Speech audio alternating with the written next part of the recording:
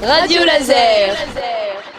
Est-ce que c'est une journée particulière aujourd'hui de votre retour sur Rennes ?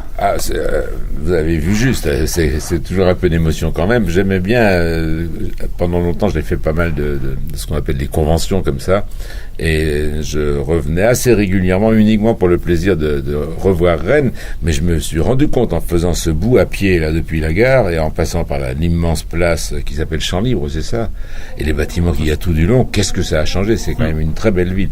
Moi, c'est une ville qui m'a toujours beaucoup plu, mais celle que je parcourais à pied quand on faisait les promenades, quand j'étais pensionnaire au collège Saint-Martin, et que tous les jeudis, jour de promenade, on s'en allait au bout du bout avant de revenir, c'était moins beau qu'aujourd'hui. C'est magnifique.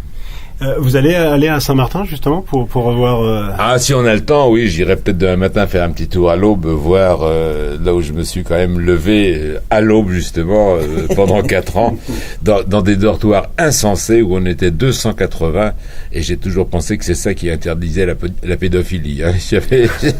Le type qui se serait livré à quoi que ce soit, il y avait trop de témoins. Il risquait sa vie.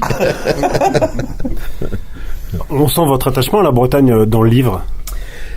D'autant plus attachement que quand on y passe toute son enfance, on est marqué pour la vie. Hein. Mais l'autre raison, c'est que moi j'ai une deuxième vie depuis presque 30 ans maintenant avec Maryse.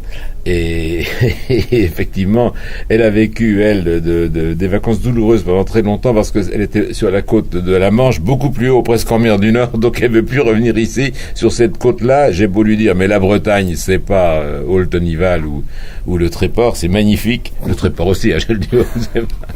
Mais elle veut pas, voilà.